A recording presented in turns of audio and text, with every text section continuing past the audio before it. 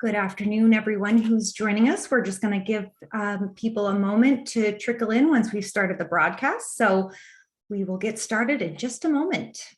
Thank you for joining us.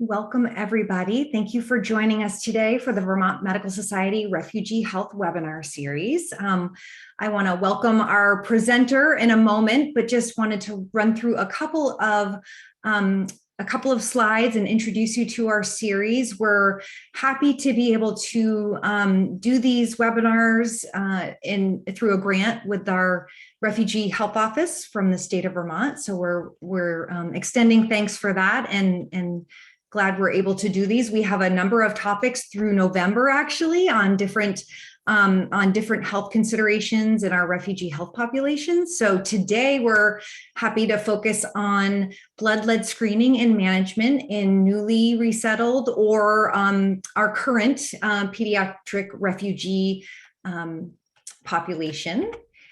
Just a couple of disclosure slides. We are offering CME for these talks. They're 3/4 of an hour for each of the topics, and Birdie Polly will be sending out an email to our participants on how to claim that. The CME does need to be claimed within 30 days of the event, so 30 days from today. This is just saying Dr. Matt Saia is our speaker today. I'll introduce him in a moment. And there are no disclosures. We did not accept any financial funding from any corporations or ineligible companies. And this is our refugee health website on the VMS webpage. This is today, and then our remaining topics that we're going to have through November. And then the recordings and the presentations are also listed there. So if you missed any of them or you want to go back, they're all housed here, as well as a lot of resource information that Dr. Andrea Green has compiled and put together. And a huge thanks to Dr. Green for pulling this together and having the vision to do this. So I'm going to stop sharing my screen, but I will now introduce Dr. Matt Saia, who is our presenter for today. Dr. Saia is a pediatrician at the University of Vermont Medical Center and has been working through the Vermont Child Health Improvement Program to really connect family medicine and pediatric practices with lead screening resources and tools. And I'll let him talk more about that. But thank you, Dr. Saia, for being with us. And I will hand it over to you. Excellent. Thanks for the introduction and thanks for having me. I'm looking forward to talking about blood lead screening and management today. And I'm just going to go ahead and share my screen here. Let's see. Can everyone see the slides? Yes, looks like you need to just, yep, perfect. Perfect, excellent. So yeah, that's my focus today is going to be on blood lead screening and management, and with some focus on our newly resettled pediatric refugee patients. But I'll also be spending some time to review for all of our Vermont pediatric patients as well, of things that can be helpful with screening and management. So things I'm going to talk about today is identifying sources of environmental lead exposure for our newly arrived children. And spend a little time discussing elevated blood lead levels in Vermont and screening as well. Go over quickly the acute and chronic problems that go and are caused by lead exposure and lead poisoning. I'm hoping to refamiliarize you or just review screening recommendations, available tests and treatments in children with elevated levels, and go over some of the Department of Health's recommendations, and then discuss ways that you as a practice could potentially increase screening and reporting for your practice and why it's so important to do that in Vermont. So I'm just going to start off with a quick case just to help orient and give some nice foundation for some of the topics we'll be talking about today. But this is a recent case of a newly arrived 5-year-old female refugee who would present to your office to establish care. She has no known past medical history. The family is originally from Sudan and recently arrived to Vermont over a week ago. They had lived in Vermont for over the past 15 years, and this is where this patient was born. Overall, the family reports that she's healthy. She's a full-term baby, unremarkable labor, delivery, and nursery stay. They've had no medical concerns, no concerns for behavior, energy level, or development. She has a twin that she was born with, and they match each other in the ability to dance, sing, play. You get some screening labs post-arrival, and shortly after you receive a call from the lab reporting a critical level of 46.9 for her lead level. So as we kind of get into things, elevated blood lead levels. So this is a graph of Vermont. So this shows elevated lead levels throughout Vermont over the past 15 plus years. As you can see, it's become a decreasing problem, but it is still something that we do see. So in 2021, about almost 5% of our 1-year-olds and 4% of our 2-year-olds have had elevated blood lead levels. And that represents about 400 Vermont children. So it is a problem still in Vermont.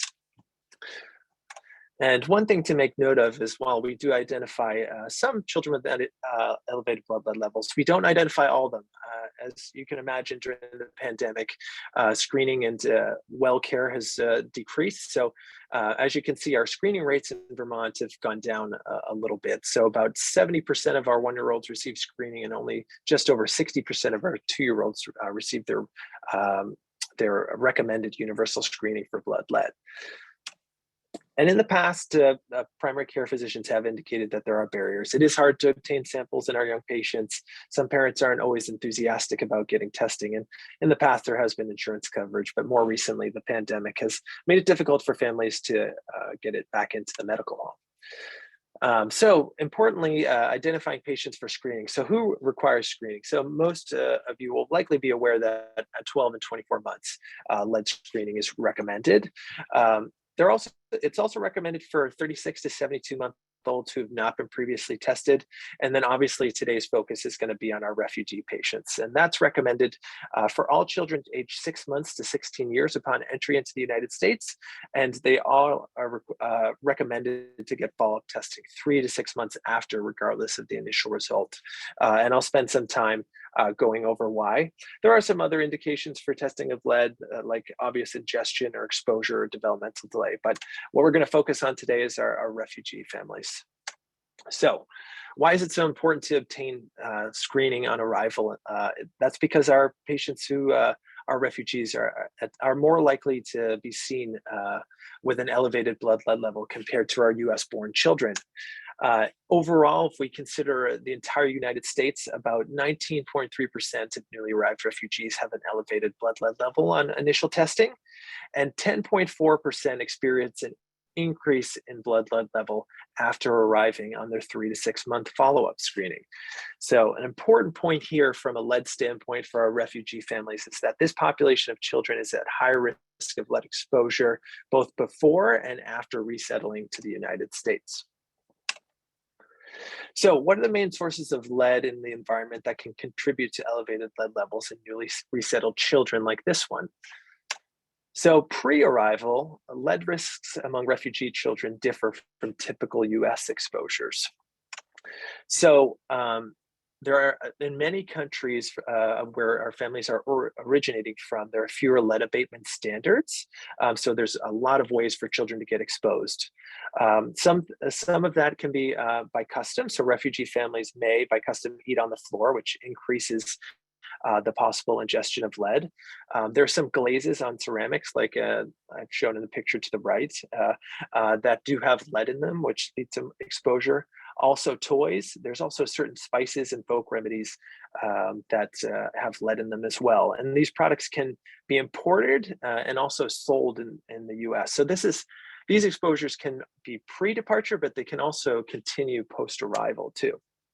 So I know that a lot of the focus on this webinar series is going to be our patients from Afghanistan. So I wanted to make note of one specific exposure that is really common in our families who are arriving from Afghanistan, and that's a product called Surma. It does have some other names, but it's a product that's used that's believed to improve eyesight, protect eyes, and it's a black powder that gets mixed around the eyebrow and periorbital area that does contain lead, and is a really common lead exposure source for our children who are originating from Afghanistan, that I think is important to make note of as our families are arriving.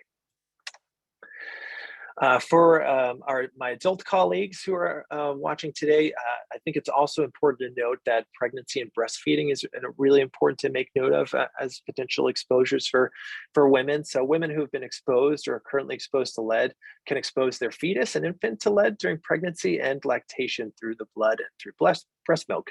And this also can have long-term effects on neurodevelopment, which we'll be talking a little bit about later.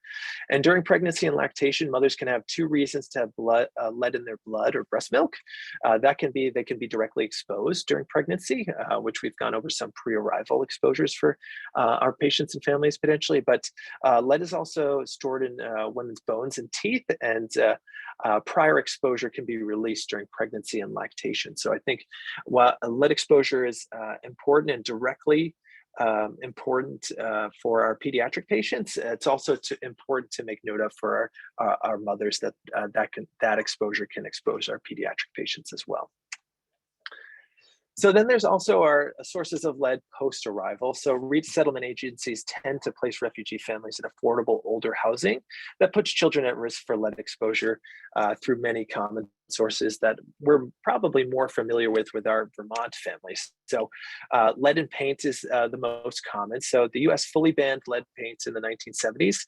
That being said, if you look throughout the entire United States, about 25% or more homes still have some degree of lead paint in them. Lead paint can lead to paint chips, which can be ingested, and those paint chips eventually deteriorate into dust, which normally contaminate floors, windowsills, other surfaces. All this dust gets in children's hands and eventually into their mouths. Also, in the United States, obviously lead pipes through drinking water is another common source, and then outdoor soil from decades of burning leaded gasoline is also common in the U.S. and also pre-departure. An interesting fact about leaded gas is that the world had finally stopped using leaded gasoline. So back in towards the end of 2021, Algeria used the last stockpile of leaded gasoline. So hopefully this will become less of a problem, or I would expect it to become less of a problem as time goes on. So what are the big concerns that you have about the possible effects of elevated blood lead levels in this child? So of course, there's acute clinical symptoms. So but that's pretty rare below levels of 60 micrograms per deciliter.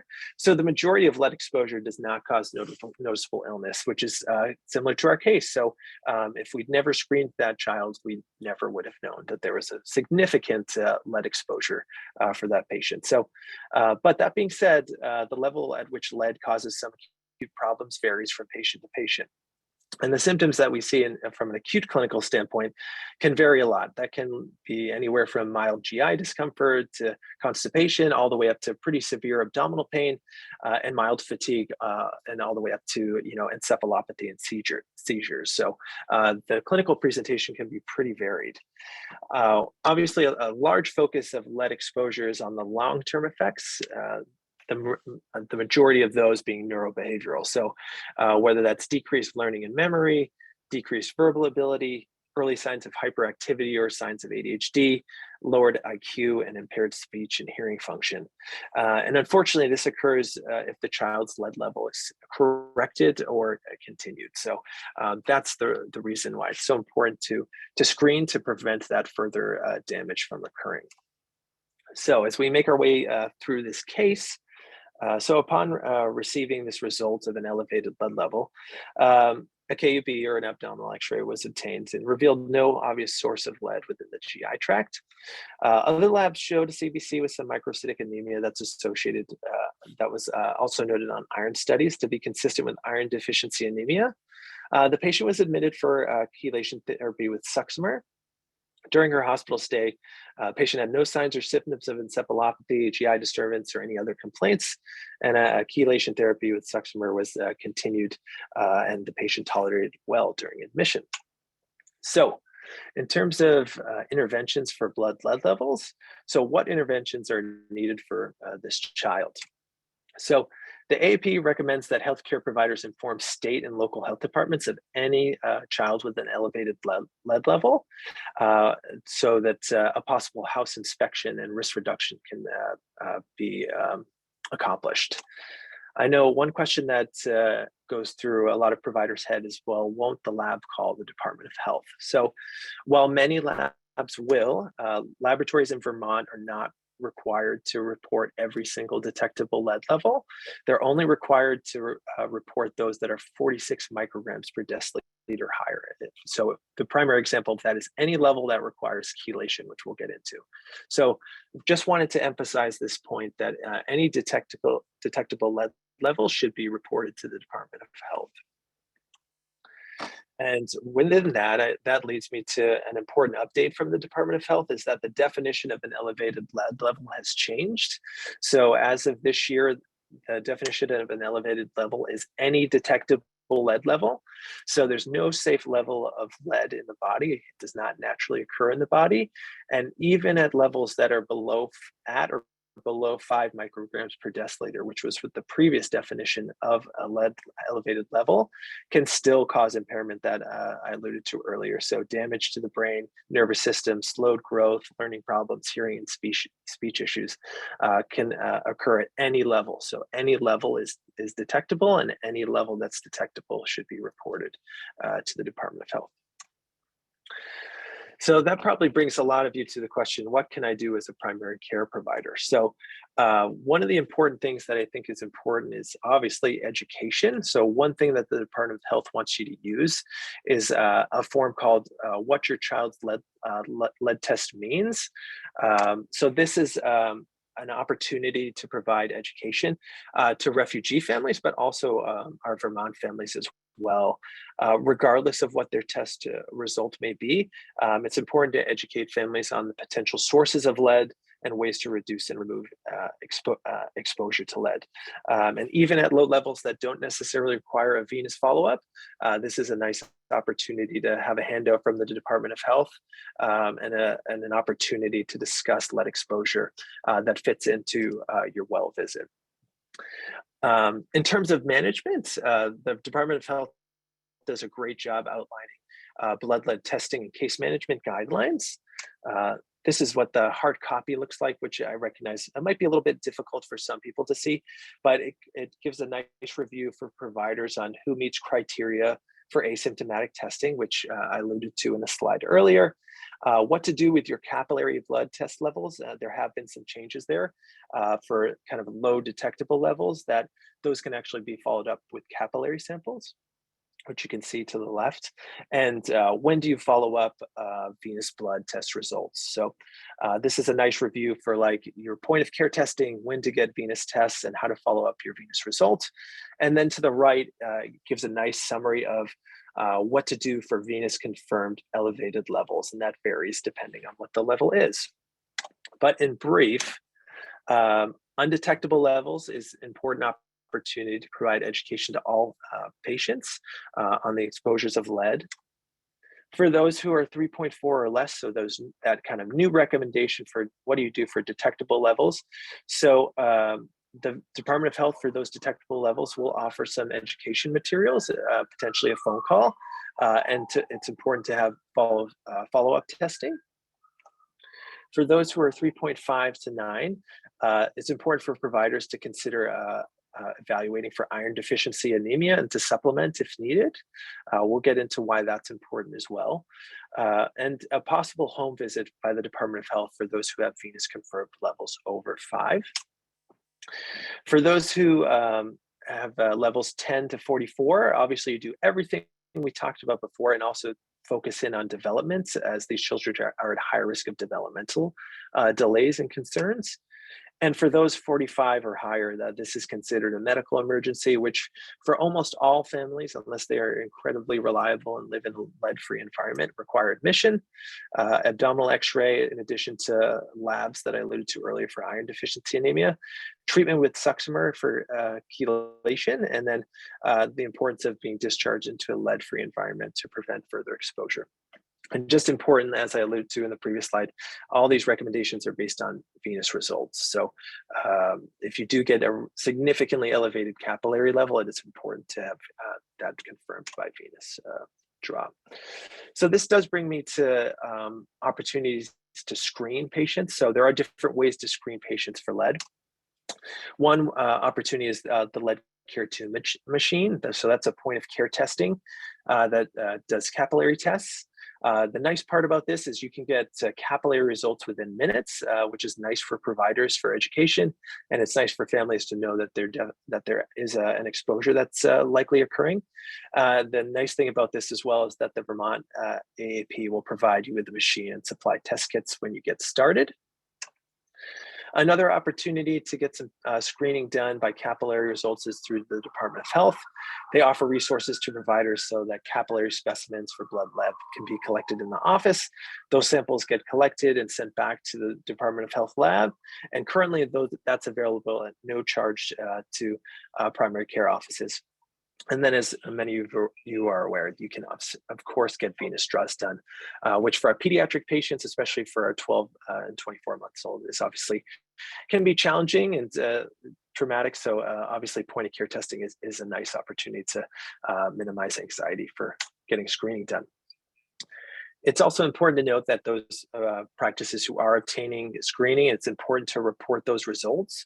The Department of Health prefers that those results are sent by GlobalScape, which is a secure web-based file, and that it's sent twice a month. And for those who are performing lead screening, it's important to report twice a month as it's required by law, and to report your blood lead levels for those who are over 45 with a direct phone call. So I know many of you may be asking, why am I talking about this so much? And the reason it's important to obtain screening, whether it's for our refugee patients or for our Vermonters, is that this helps the Department of Health target their outreach throughout the state and determine what activities and prevention messages need to occur throughout the state.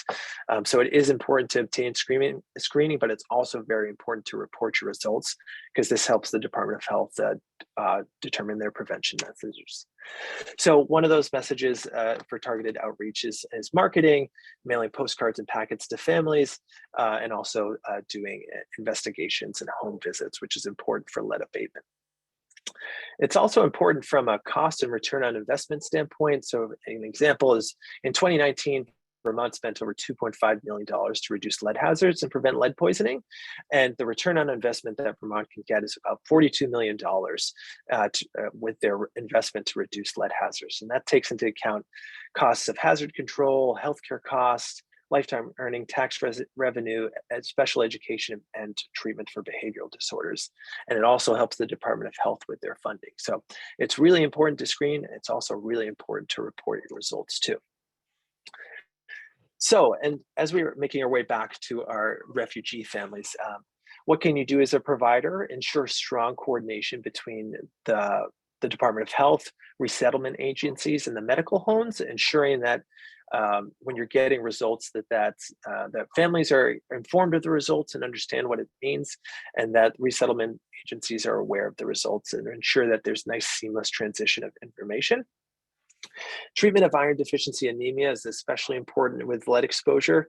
It's indicated to decrease GI absorption of lead and to decrease pica behavior. So that's really important to consider iron deficiency anemia when you're screening for lead. It's also an important recommendation that is probably something most providers are familiar with, is that the CDC recommends that all newly arrived refugee children younger than 6 years old be prescribed a multivitamin with iron, again, alluding to the importance of iron, calcium, and zinc that are contained in the multivitamin to reduce lead absorption. One issue that a lot of providers can run into is that insurance coverage can be a barrier, but it is important to try and get these vitamins for families if possible. And of course, providing strong nutritional support is really important as a primary care provider in a medical home who's taking care of these families. So removal of lead. So what can a family do to identify and remove sources of lead and reduce child's lead exposure in their home? So as a provider, what can you do in an office visit is focused on a lot of general teaching. You can see the pictures off to the right there. Hand washing is really important. So hand washing and discussing the importance of hand washing before eating and after going outside is really important to try and get any possible lead exposure off children's hands before they potentially put their hands to their mouths. Discussing why it's important to not mouth objects, as that can be a source of lead exposure, whether it's the toy itself or potentially lead dust in the environment. Discussing the risks of traditional medicines and cosmetics with families depending on their country of origin. Adding doormats to home and ensuring that shoes stay at the entryway to minimize lead spread throughout the house. And for those who are in older homes, potentially discussing running cold water for a minute or two to flush pipes out of dissolved lead that may be present. And this is a nice opportunity for caregiver information that the Department of Health provides. But recognizing that lead safety education can be challenging and time consuming in visits as a in primary care, we do a large volume of anticipatory guidance, and obviously we have to be mindful of health literacy barriers as well. So home inspection is also possible. As I alluded to earlier, the Department of Health will do home inspections for venous levels for any child over 5 micrograms per deciliter or higher. For those for providers who are in the Burlington-Winooski area, I wanted to make you aware of another program, which is the Burlington Lead Program. The Burlington Lead Program will do a lead assessment in any home in Burlington or Winooski, and that's irregardless of a potential lead level. And this is an opportunity for tenants and landlords and owners that are referred to be offered a full inspection to determine where lead paint or lead paint hazards are located in the home or in common areas. A report sent to the property owner, and the property owner has the ability to earn forgiveness on all funds used for lead abatement. And some of that abatement can include enclosure of paneling, paint removal, replacement of doors and windows, and encapsulation of old paint by new paint to help minimize exposure. So for this patient, apologize. So she was discharged with chelation therapy of Suxmer of 200 milligrams 3 times a day for 5 days, followed by 200 milligrams BID for 14 days. After discharge, this patient continued taking her chelation therapy without any issues. The family did have a home inspection and lead assessment completed. There are no obvious lead sources identified at the home. And as far as we know, as of right now, there's not a clear exposure done afterwards, pre-departure, I should say. So this emphasizes the importance of prevention. So given that there's no effective treatments to reverse the neurodevelopmental effects of elevated blood lead levels, prevention has to be a primary strategy, and that should really be focused on after arrival to the United States. So resettlement agencies need to prioritize lead-free housing for our families.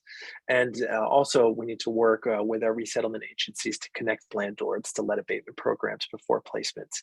And also as a provider, that does take a lot of effort, but even just educating families on possible exposures and ways to minimize their effects in office visits, it can go a really long way to minimize continued exposure and prevention as families are establishing care here. So in summary, all newly arrived refugee children aged 6 months to 16 years should be screened upon arrival to the United States. Also, all children should be screened 3 to 6 months after, regardless of that result. And the important thing there is thinking back to our families are at high risk of being exposed both pre-departure and post-arrival. Our newly arrived children are at high risk upon resettling to the United States. And the reason being is that they tend to be in affordable older housing and that these pre-departure exposures can continue. The Vermont Department of Health and the CDC, which the Vermont Department of Health follows in terms of their definition of an elevated blood lead level, is any detectable level. There's no safe level of lead in the home or in your body. to continue to follow the pediatric lead testing and case management guidelines, regardless of whether a patient is from Vermont or a newly arrived refugee. Those case management guidelines are incredibly helpful and informative of how you can take the best care of your patients and families. An important new thing for our providers to know is that the CDC recommends that all newly arrived children younger than 6 receive a multivitamin. And the importance and emphasis has to be on prevention, given that the neurodevelopmental effects of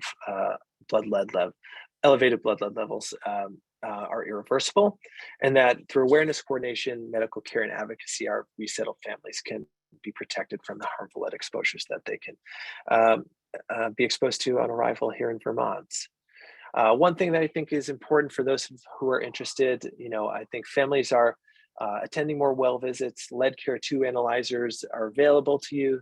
The Department of Health has supplies for you if you're interested, and that there's ways to report your results. So if you ever need any help with lead screening, whether it's refugee or newly arrived families or your entire patient population, that I'm here to help if you have any specific QR work or any resources you need. And my email is at the bottom. And that if there's any resource that you saw during this presentation that you wanted, that I can provide that to you as well. I just wanted to give an opportunity to leave time for some questions, if there are any. Perfect. Thank you so much, Dr. Saia. There are a few questions. I think you covered at least one of the things, but I will just go over a couple questions. One of the questions was, are you looking at levels at the 5 and under or the under 3.4? You did talk about the 3.4 and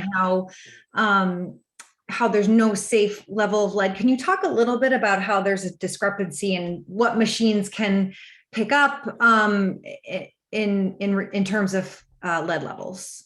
Yeah. So in this presentation, I'm specifically talking about any detectable level.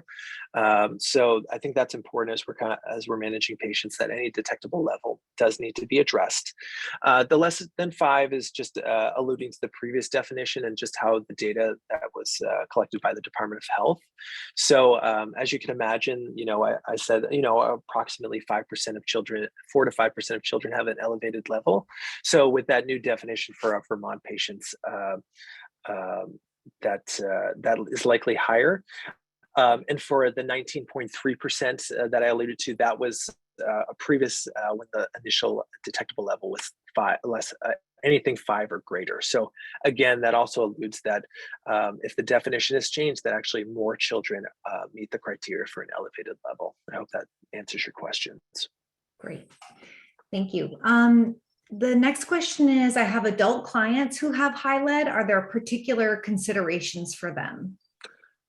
Yeah, so I mean, I think the consideration there is brought back to the slide that I went over briefly with breastfeeding and pregnancy. I think that for our newly arrived families, I think it is important to screen adults for lead, because that's also an indication that there is some degree of exposure somewhere, whether that's pre-departure or post-arrival. And one of the recommendations within the Vermont Department of Health guidelines is that, any child that has a detectable lead, any other child that lives there should have a lead drawn to get an idea of what their exposure has been. So I think that for our newly arrived families, that adults should be screened. The CDC and Department of Health doesn't necessarily require that, but I think from a clinical standpoint and for families who have children and just symptomatically, I think it is important to screen for adult clients, especially those who are pregnant or breastfeeding. Great. And then you referenced percentages of children with elevated lead levels, but do you have a sense of the proportion of new American children in Vermont affected over the past few years or any period of time? So just in terms of what their percentages are? Yeah, the percentage sure. of in our new American population or our refugee population. Yeah, so that's something that VCHIP and the Department of Health we tried to work on. It is a little challenging to get that data specific to our new arrivals. But I definitely think in terms of knowing that I think that is important. Unfortunately, working with the Department of Health, we haven't been able to get the specific characteristics of every patient, of every lead that's drawn. So that does get in the way of knowing whether in Vermont, whether we're seeing similar results as we see throughout the United States. My hypothesis is that's likely true, but we're still working on ways to get an idea of whether it's higher in our refugee population from the Department of Health. Next question. There's this person has a pregnant client with an elevated lead of 15%. Is there a reason to discourage breastfeeding? Great question. So I will preface this by saying that I am a pediatrician. So, in terms of the adult questions, I'm not fully sure, but I know that there's CDC resources that I can review, and I can answer that a little bit more clearly when I have an opportunity. So I will answer that for you. That's from Grace. Grace Wins. I will try and look into that and get an answer to you. If you could pass along your contact information, that'd be great. Yeah, that would be great. Grace, if you want to private message or put it in the chat, if you want to put your email, we can follow up on that. If anyone has any, yep, perfect. If anyone has any more questions, please put them in. I have just a comment of thanks for an excellent and comprehensive presentation. So I think unless there are other questions, which I'm not seeing any, I think we will give people back a few minutes of their lunch hour if anyone has that.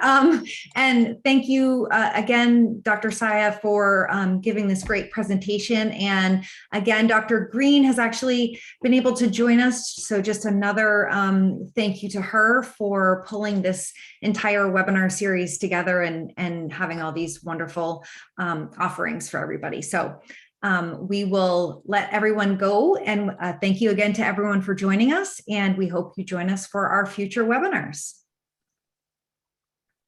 Thank you. Thanks, everyone.